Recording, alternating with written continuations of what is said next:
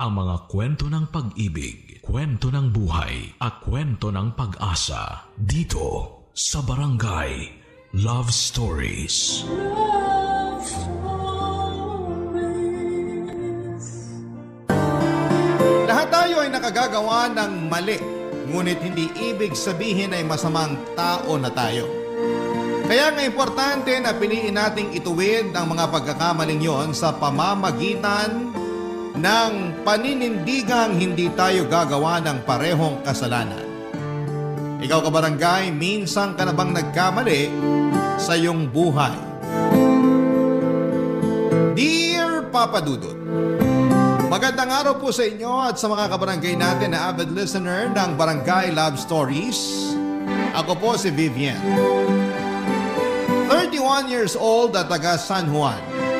Isa po ako sa mga libo-libo ninyong subscribers online. Libangan ko na talagang makinig ng mga life and love stories ninyo dahil bukod sa nakaka-relate ako rito, ay meron din akong natututuhang aral.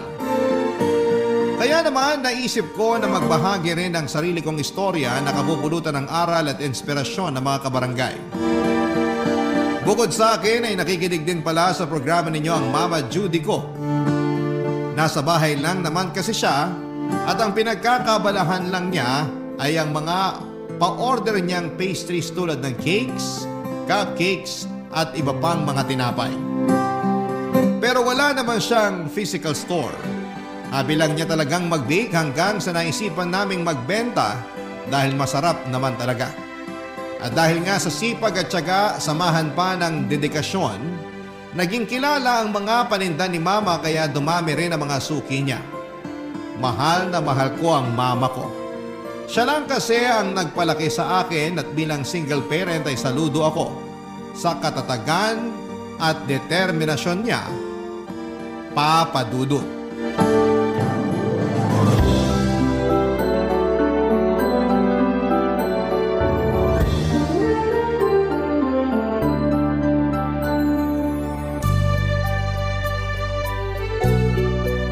Sakto na ba to? Ilan nga ba order ni Kumare? Hi, Ma! Oh, nandiyan ka na pala, nak. Late ka yata, nakauwi. Opo. As usual, heavy traffic. Weekend na kasi. Pero buti na lang walang pasok bukas. Makakapagpahinga ako from corporate work. Oo nga. Kumain ka na. Nagluto ko ng paborito mong adobo. Wow! The best ka talaga. Pero mamaya na ako kakain. Gusto ko munang ilapat sa sofa tong likod ko. Ay, grabe, ang sarap. Kumaka-react naman to. Akala mo matanda na. Sobrang sakit pa ng likod mo? Bata-bata mo pa. Pag naranasan nyo mag-commute, hindi nyo na masasabing bata pa ako. Kasi naman, bago ako nakasakay ng UV kanina, pumila muna ako ng pagkahaba-haba. Ilang oras din akong tumayo kaya pati binti ko nangangalay na. Gusto mo bang pahiran ko ng eucalyptus oil yung binti mo? Nako, ako na po. Mukhang di na nga kayo magkanda-ugaga dyan sa mga pa-order nyo eh. Ang dami ah. Ah, ito ba? Oo, para raw sa dibo ng anak ng kumari ko. Kaya nga po, ako na lang magpapahaplas. Pero mamaya na kasi hindi pa ako nakakahubad ng pantalon, oh. So hassle. Ay nako, puro ka talaga mamaya. Sabi niyo nga sa akin, ang buong pangalan ko ay Vivian Mamaya. Tanda ko pa yon kahit matagal niyo nang sinabi sa akin. Buti naman kasi wala ka ng bukang bibig kundi mamaya. Lalim nun ah. May problema po ba? Wala naman. Huhulaan ko. Tungkol ba dyan sa mga pa-order mo? Hindi, walang kinalaman to ron. Sige, sasabihin ko na sa'yo. Ang totoo na stress ako doon sa tatay mo. Bakit po? Sabi na sasamahan daw ako sa pagde-deliver ng mga order sa akin. Pero biglang hindi matutuloy kasi pinapasama daw siya ng asawa niya sa kung saan. Ewan? Hayaan niyo na lang po si Papa. Lagi naman niya kayong pinapaasa eh. Magsasabi na sasamahan kayo tapos hindi matutuloy kasi biglang may lakad sila ng asawa niya. Naisip ko lang naman na sayang kasi makakatipid din ako sa pamasahe. Tsaka siya naman may sabi na kaysa ibayad ko raw sa iba, ihahatid na lang niya ako. Total, invited din naman ako dun sa birthday party.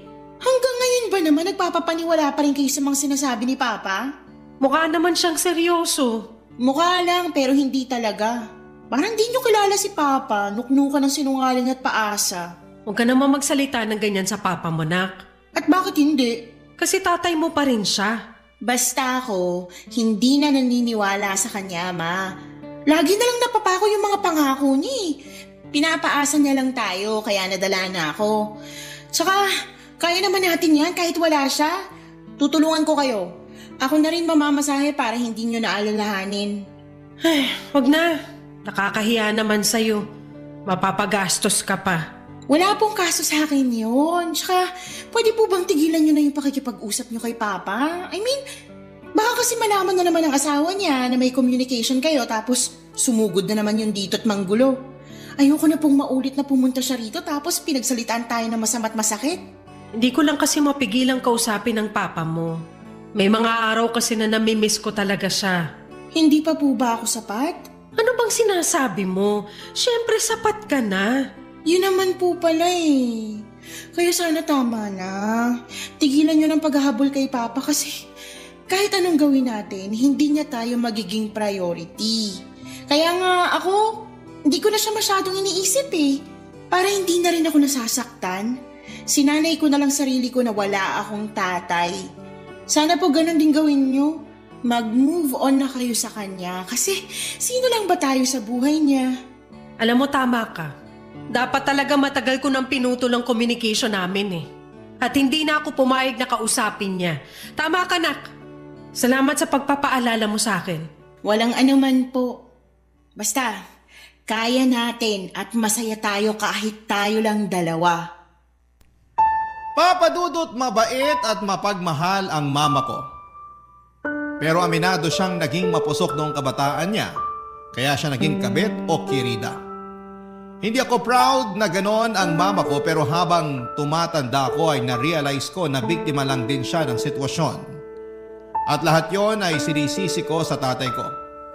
Aminado naman si mama na medyo utu-utu siya pagdating sa pag-ibig lalo na kung kusa yung binigay sa kanya ng isang tao. Bagay na hindi niya naranasan noon sa strikto at masungit niyang mga magulang. Kaya nga nung dumating ang papa ko sa buhay niya, akala niya ay magkakaroon na raw ng happy ending yung love story nila. Hanggang sa nalaman niyang pamilyado na tong tao at sakto nung mga panahong yon ay pinagbubuntis na niya ako. Simula nung nalaman ng asawa ni Papa na nag-i-exist si Mama ay walang araw na hindi nito ginano ang buhay ng nanay ko. At mas lalo lang itong nagngit-ngit sa galit noong nalaman niyang nagdadalang tao ito. Inaway niya si Mama, iniinsulto at pinagsasalitaan ng masama katulad ng mababang uri raw na klase ng babae. Walang class, cheap at pumapatol sa may asawa. Pasalamat na lang ako sa tatay ko kasi hindi niya kami inabandona.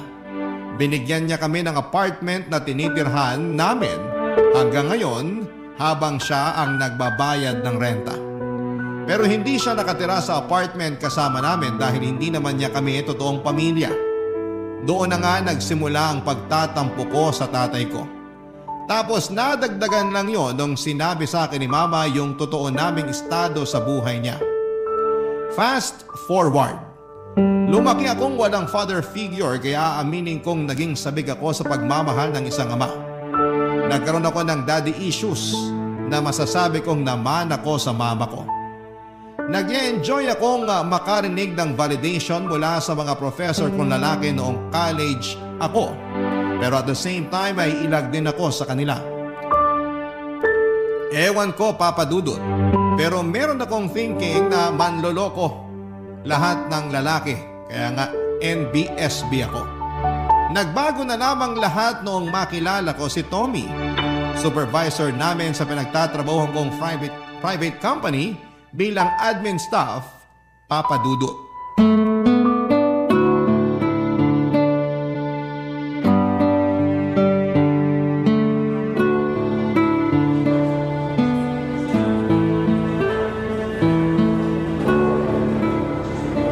Wow! Hindi ko akalain na masarap ang mga pagkain nyo rito sa kantin, ha? Doon kasi sa dati kong trabaho, matabang at kulang sa timpla. Nako sir, yun din talaga unang komento ko nung first time ko rito. Kaya nga dito na ako laging nanananghalian. Huwag mo na akong tawaging sir kapag tayong dalawa lang, Vivian. Po? Pwede ba yun? Oo.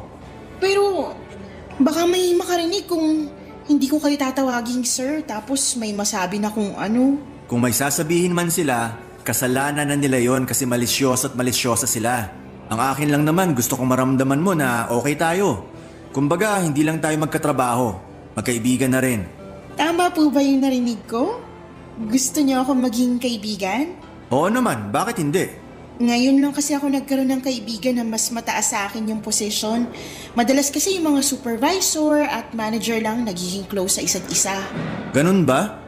Pero wala naman sigurong batas na nagbabawal maging close ang supervisor at subordinate niya, di ba? Wala naman po. Kaya nga.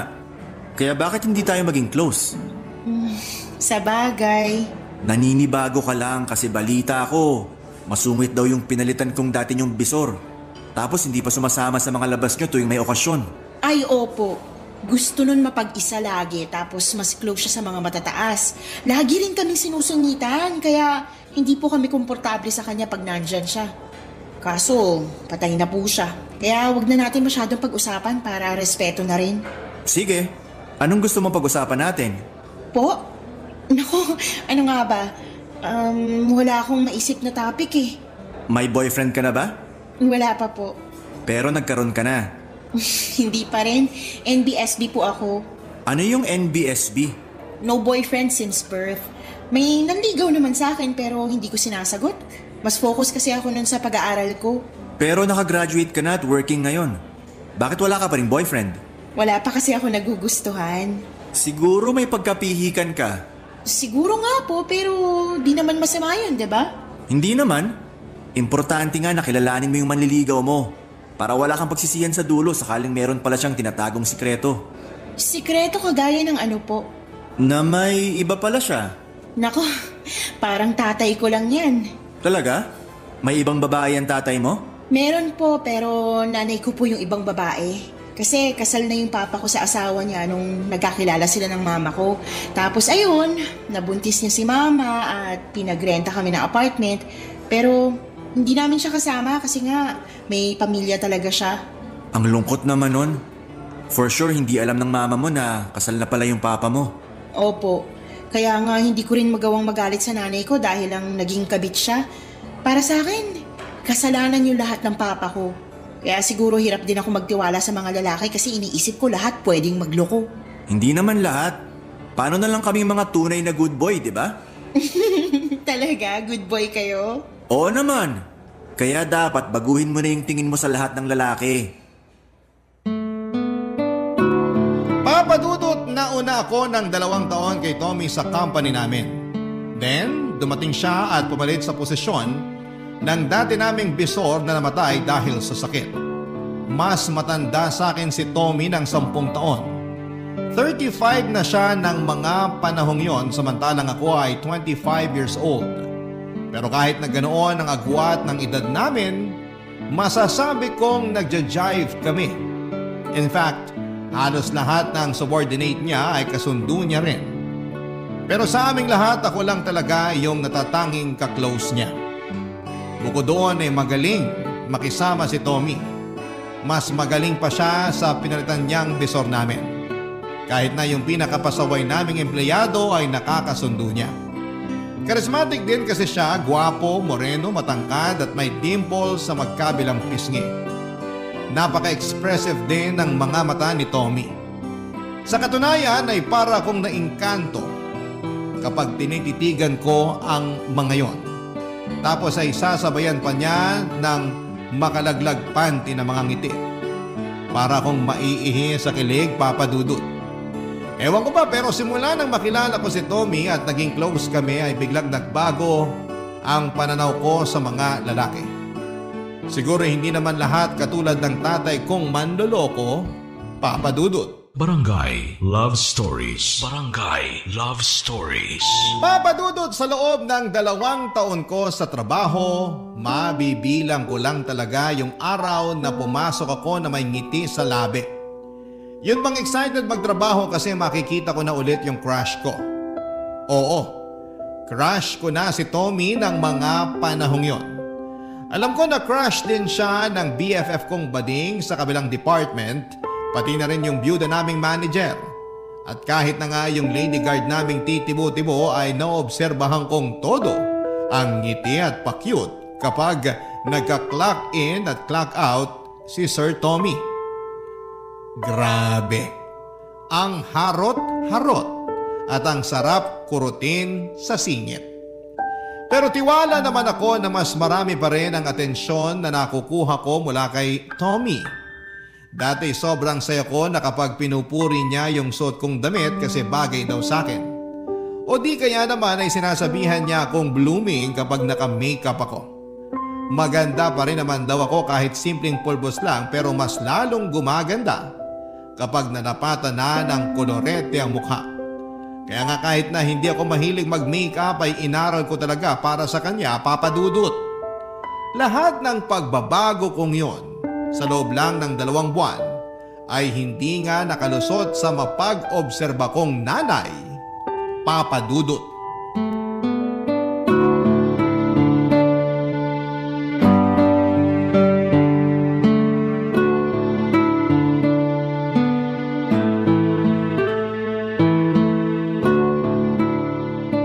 Nako, siguro may boyfriend ka na kaya panay makeup mo, ano? Ma, naman. Hindi ba pwedeng dahil feel ko lang kasi maganda pala ako pag naka-makeup? Maganda ka kahit walang makeup. Kaso, mas maganda pala pag meron. Tsaka, baka panahon na rin para matuto ako mag-makeup. Hindi yung pulbus lang at lipstick yung alam kong i-apply sa mukha ko. Okay, pero hindi ako naniniwala na wala kang pinagagandahan. Dumaan din naman ako sa ganyan, na. Kaya sabihin mo na lang sa akin kung meron ka na bang boyfriend. Mama mo ko, karapatan ko malaman yon. Kinonsensya mo pa talaga ako. Ano na nga? Meron na ba? Wala pa nga po, pero may nagugustuhan na ako. Talaga? Ako, dalaga na yung anak ko. Dalaga naman po talaga ako. Palagay niyo sa akin. Na-excite lang naman ako kasi akala ko wala ka ng plano mag-asawa. Pero buti naman may nagugustuhan ka na. Opo, pero complicated kasi. Tsaka, baka di kayo pumayag. Ha? Bakit naman hindi ako papayag? Kasi boss ko siya at katrabaho ko. Wala namang kaso sa akin yun, nak. Basta single yung boss mo. Single naman po. Ilang taon na ba? Yun po yung isa pang problema. Kasi mas matanda siya sa akin ng 10 taon eh. 35 na po siya. Sigurado ka bang wala pa siyang asawa? Kasi nasa edad na siya. Wala pa nga po. Wala naman siyang binabanggit eh. Siguraduhin mo lang kasi mahirap pumasok sa gulo na kagaya ng pinasukan ko. Hindi naman po ako siguro aabot sa ganun, ma. Matanong ko lang, bago lang ba siya sa inyo? Kasi ang tagal-tagal mo na dyan sa trabaho mo pero wala ka naman ako kwento na nagugustuhan mo. Kaya inisip ko baka baguhan sa inyo. Ay, opo. Bago lang po. Gaano ka bago? 2 months. Tommy pa pangalan niya, siya yung pumalit sa dati naming bisor na namatay. Ano ka mo?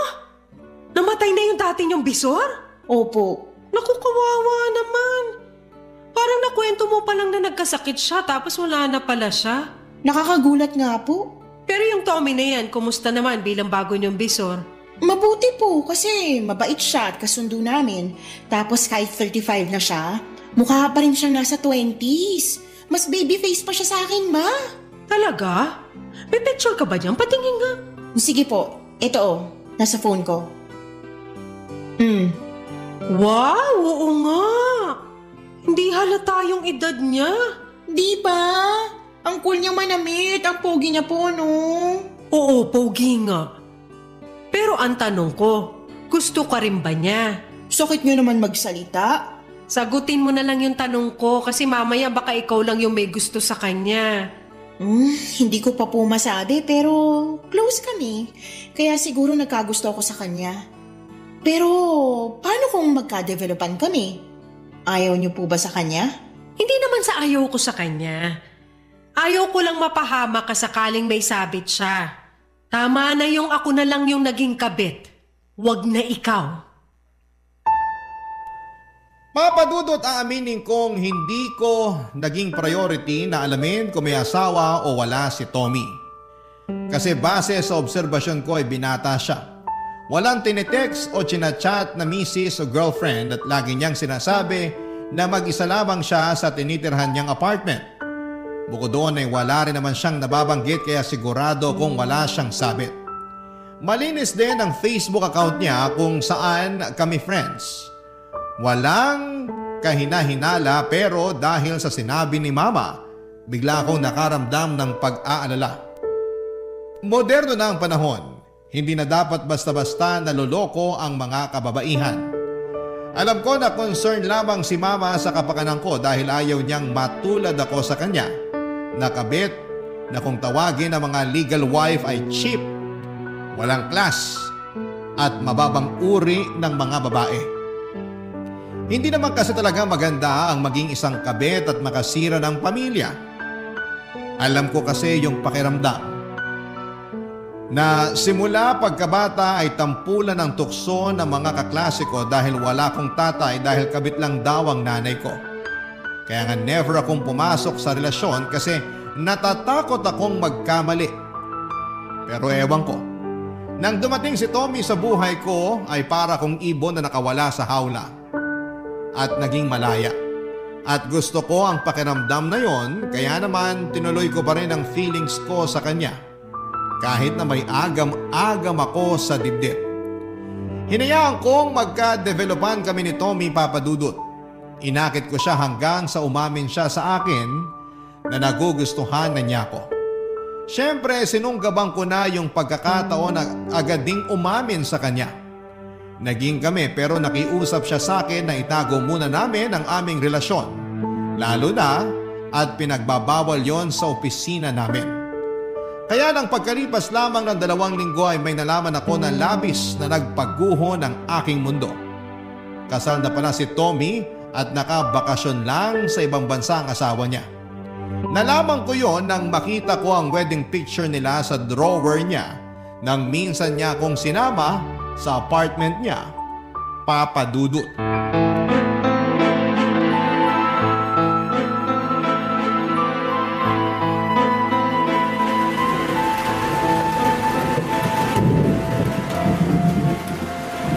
Tommy, sino tong babaeng to? Sino ba yan? Ito. Oh, Magpapaliwanag ako, Vivian. magpaliwanag ka talaga bago ko umalis dito sa apartment mo. At saan ka pupunta? Uuwi sa bahay namin. Bakit?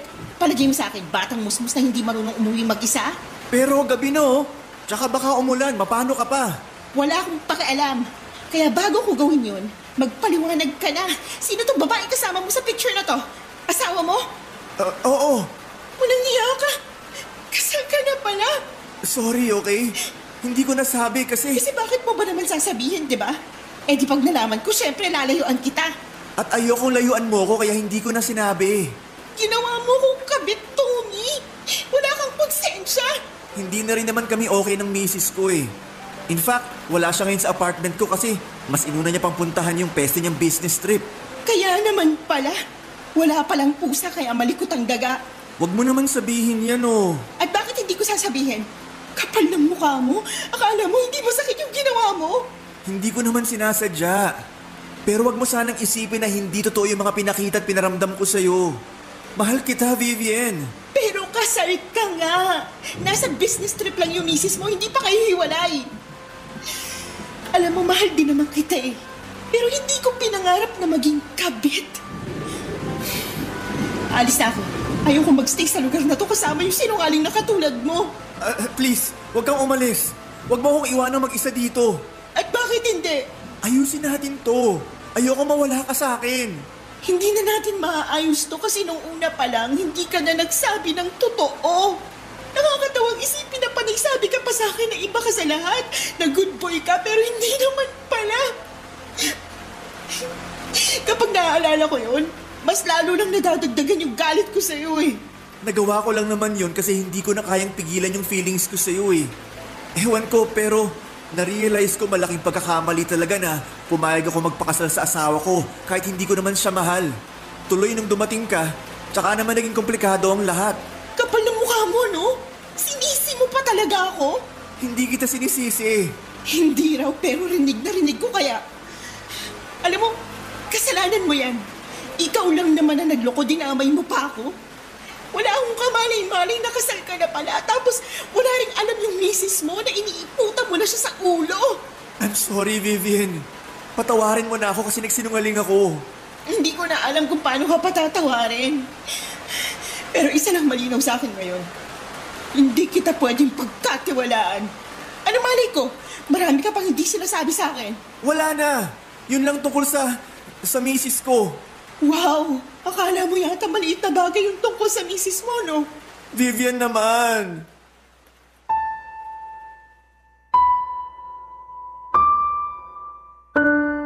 Papa Dudut, 1 year na palang kasal si Tommy pero dahil busy ang misis niya sa mga business trip nito ay unti-unti na raw nawawala yung pagmamahal niya rito. At lahat ng iyon ay napunta na raw sa akin. Kaya naman ayaw niyang pumayag na maghiwalay kami. Mahal ko na rin naman siya noon at masakit talaga sa akin na tapusin ang aming relasyon. Pero ayokong maging isang kabit. Mali ang maging kabit at kahit kailan ay hindi yun magiging tama kahit na sabihin mong nagmamahalan pa kayo ng taong gustong gusto mo. Pero matigas ang ulo ni Tommy. Hindi niya tinanggap ang pakikipaghiwalay ko. Mas naging mapilit pa siya sa akin.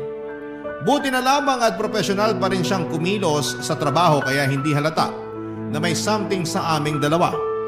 Pero pansin na rin ng mga kasamahan ko sa trabaho na iniiwasan ko siya.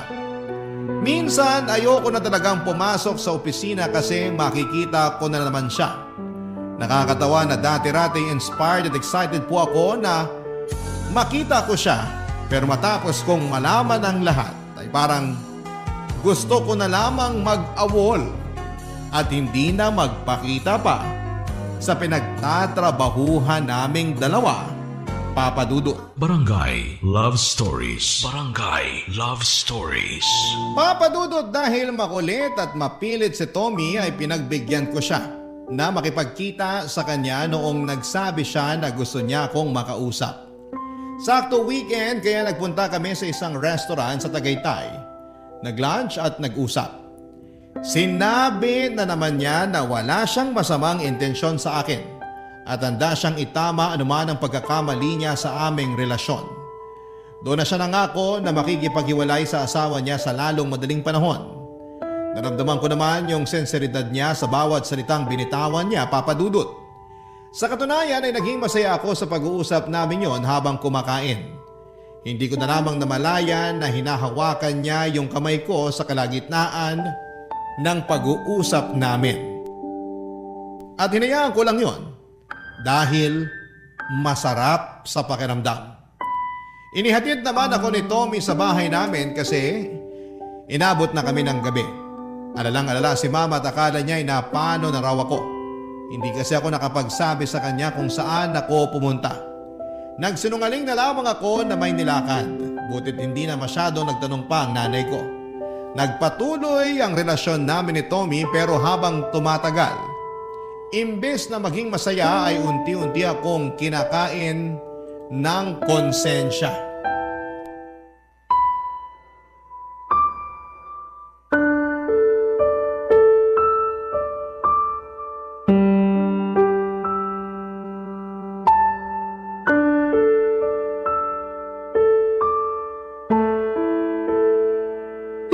Ka ba? Wala naman po. Bakit po? Kasi hindi na kita nakikita nagme-makeup katulad dati. Manaman eh. Seryoso nga. Tsaka napansin ko mas madalas ka nang nakasimangot kaysa nakangiti. Sabihin mo may problema ka, no? Wala. Ay, huwag ka magsisinungaling sa akin, nak. Kilala kita, nanay mo ko. Opo, may problema nga po ko. Tungkol ba yan sa inyo ni Tommy? Sandali, kumusta pala kayo? Nanliligaw pa rin ba siya? Hindi na po kasi naging kami na. At hindi mo man lang sinabi sa akin? Plano ko naman pong sabihin, kaya lang... Kaya lang ano? Hiwalay na po kami. Bakit? Kasi nalaman ko may asawa na siya. Ha? Teka sandali. Paano mo nalaman? Nakita ko yung wedding picture nila sa apartment niya. Lagi raw umaalis at nasa business trip yung asawa niya, kaya nawalan na lang siya ng gana sa relasyon nila. 1 taon pa lang sinakasal. Napakawalang hiya ng lalaking yan. Sana noong pa lang sinabi na niya para nakaiwas ka na. Yun nga, Ma. Kasalanan ko rin naman kasi hindi ako naging maingat. Tapos nagtiwala pa ako at naniwala sa mga sinabi ni Tommy. Ganyan naman yung mga lalaking yan eh.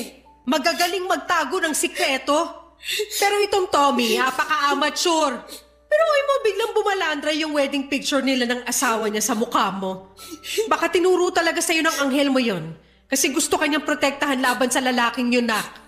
Ewan ko po, pero sa ngayon naguguluhan ako. Bakit naman? Akala mo ba hiwalay na kayo? Oo nga po, pero nagkausap kami. Nakipag-usap ka sa kanya? Opo, ang kulit niya kasi kaya pinagbigyan ko na. Sigurado ka na nag-usap lang kayo? Opo, nagpunta kami sa Tagaytay nung nakaraang araw. Yung ba yung gabi ka na nakauwi? Opo. Ano naman yung pinag-usapan nyo? Humingi siya ng tawad sa akin. Tapos sinabi niya na mahal niya talaga ako. At nangako siya sa akin na hihiwalayan niya yung misis niya. Nako, narinig ko na yung linyahan na yan, Nak. Ganyan-ganyan din ang sinabi ng magaling mong ama sa akin noon. O tapos, ano nangyari? Walang hiwalayan na ganap. Ako naman si Gaga, umasa. Nakikipagbalikan po siya at parang gusto ko siyang pagbigyan eh. Pero nakukonsensya ako para sa asawa niya. Naku, huwag ka na makikipagbalikan sa tokmol na yan, ha? Dahil baka matulad ka sa akin, Nak. Alam mo kung gaano kahirap maging kabit. Dahil kabit ang nanay mo, di ba? At ayoko maranasan mo yun. Nangako ko sa sarili ko na hindi ko kukontrahin sino mang mahalin mo basta walang sabit. Kaya nga hindi naman ako tumutol dyan sa Tommy na yan. Tapos malalaman kung katulad lang pala siya ng tatay mo. Kaya nga po, nalulungkot lang ako kasi manluloko rin pala siya. Huwag mong ikalungkot yun. Dapat nga matuwa ka pa.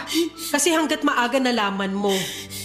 Basta, Nak, mangako ka sa akin na hindi mo ilalagay ang sarili mo sa pareho kong sitwasyon. Hindi ka magiging kabit. Dahil maraming lalaki na walang sabit dyan ang pwedeng magmahal sa'yo ng buong buo. Yung wala kang kaagaw at ikaw ang priority. Opo, tatandaan ko po yung sinabi niyo. Pero pwede po bang payakap muna? Kasi ang sakit-sakit na. Sige, halika. Yayakapin ka ni Mama. Papadudot na iyak na lamang talaga ako sa pag-uusap namin yon ni Mama. Doon ko naalala yung mga payo ko sa kanya noong sabihin kong wag na siyang umasa sa atensyon ng tatay ko. Dahil kaya naman naging punuan ng pagmamahal or kaya naming punuan ng pagmamahal ng isa't isa. Para akong sinampan ng realidad. Dahil ako mismo ay nakalimot sa mga yon nang hayaan kong mahulog ako sa patibong ng pagmamahal ng isang lalaking may asawa na. Kaya nga thankful ako kay Mama dahil nandyan siya para magpayo sa akin ang dapat at tama kong gawin. Doon ako nag-decide na gusto ko na talagang tapusin ang lahat sa amin ni Tommy. Bagaman hindi naman kami nagkabalikan, ayoko nang palalimin yung namumuo kong feelings sa kanya ng mga panahong yon. At sinabi ko sa sarili ko na hindi na ako uurong o magbaback out sa desisyon ko. Kaya naman kinausap ko ulit si Tommy at sinabi ko ang desisyon ko, pero sa ikalawang pagkakataon ay hindi siya pumayag. Umabot pa nga sa punto na naging desperado siya na walang pagiging profesional niya sa opisina namin, kaya nalaman ng lahat na may relasyon kami, Papadudot. Iyang-iya ako kasi ayoko talaga nung pinagchichismisan. Tapos kinausap pa kami ng HR manager namin na itigil namin ang relasyon namin dahil alam nilang may asawa na si Tommy. Nanliit talaga ako ng gusto ng araw na yon. Kaya nag-early out ako at umiyak na nagsumbong sa nanay ko pag uwi ng bahay. Pagkalipas nga ng ilang minuto ay biglang kumatok si Tommy sa pinto namin. Gulat na gulat kami ni Mama dahil hindi ko alam na sinundan niya pala ako pauwi. Nakiusap siya sa amin ni Mama na kausapin namin siya. Kaya pinapasok namin siya sa loob ng bahay.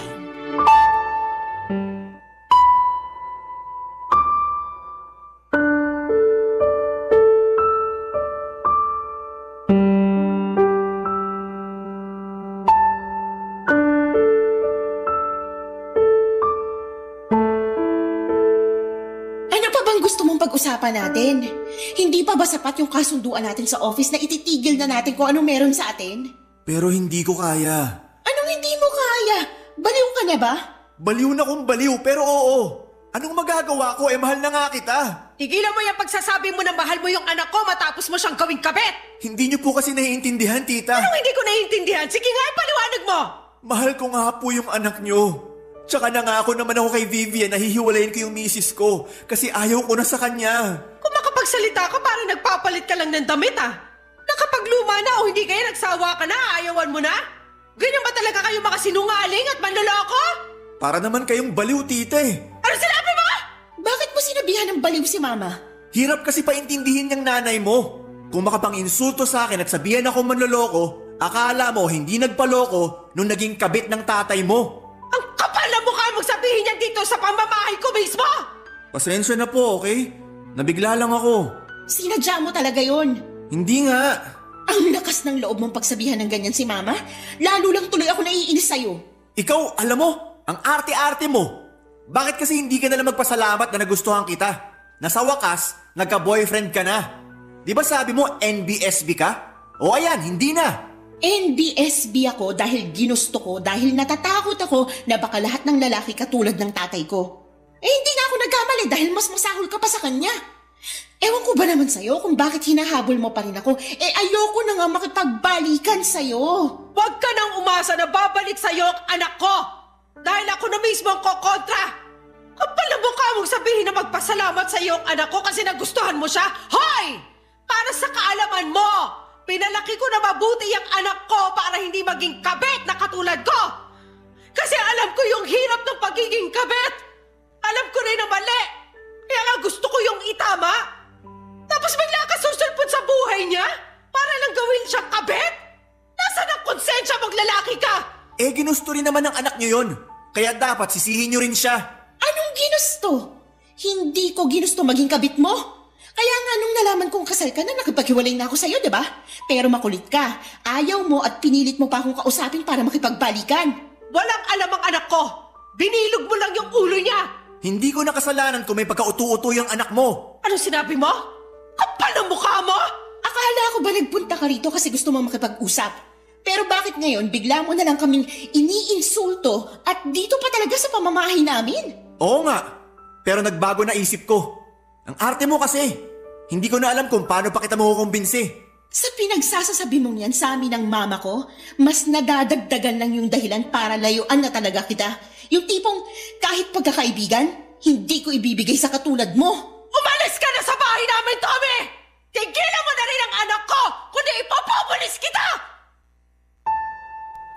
Papa Dudut, umalis din si Tommy sa bahay namin at naiwan kaming nanginginig sa galit ni Mama. Ang kapal ng mukha niyang insultuhin ang nanay ko at pagmukhaing mababang uri ng babae. Dahil lang naging kabit ito. Wala siyang alam sa pinagdadaanan namin at hindi niya alam na lumuha ng balde-balde ang nanay ko nang dahil sa tatay ko. Kaya wala siyang karapatan na pagsalitaan ng ganon si Mama. Nang araw na yon ay galit na galit ako kay Tommy at magpahanggang sa ngayon ay kinamumuhian ko siya. Gusto kong gumanti sa kanya, gusto ko siyang isumbong sa asawa niya, pero hindi ko na ginawa dahil pinayuhan ako ni Mama na baka balikan ako ng misis niya. Na mas paniwalaan nito si Tommy dahil certified sinungaling yon at magaling magpaikot. Kaya nga nanahimik na lamang ako. Mabuti na lang kasi at hindi na regular si Tommy sa posisyon niya dahil sa mga reklamo sa kanya ng iba pang mga empleyado tungkol sa pambabastos. Gulat na gulat ako nang malaman ko dahil wala sa tabas na mukha niya nagagawa ng masama. Pero mukhang nagkamali ako kasi may sa demonyo pala ang ugali niya. Malaki ang pagsisisi ko dahil minsan ako naging kabit. Pero pinarealize sa akin ni Mama na araw-araw ay pwede ako magbagong buhay. At isang araw or isa raw na katapangan na pinili kong ituwid ang aking pagkakamali. Sa kasalukuyan ay may boyfriend na ako na walang sabit at mahal na mahal ako. Ang kwento ko ay isang paalala sa mga kababaihan na huwag nating itolerate ang mali at huwag nating hayaan ang sarili natin na mag-settle for less. Huwag tayong maging cheap o chiphanga. Ayon nga sa BFF kong bading. Dahil ang mga kababaihan ay parang isang obrang maestra. Kailangang paghirapan bago nila makuha ang ating puso. Hanggang dito na lamang po ang aking sulat, Papa Dudut, at sana'y kinapulutan po ito ng aral at inspirasyon ng mga kabarangay natin. God bless sa Barangay Love Stories and more power sa inyong estasyon. Ang inyong forever kapuso at kabarangay, Vivian. Barangay Love Stories. Barangay Love Stories. Kwentuhan naman tayo dito sa comment section. Nagustuhan ng iyong napakinggan? Ituloy yan via live stream sa www.gmanetwork.com/radio. Barangay LS 97.1 Forever.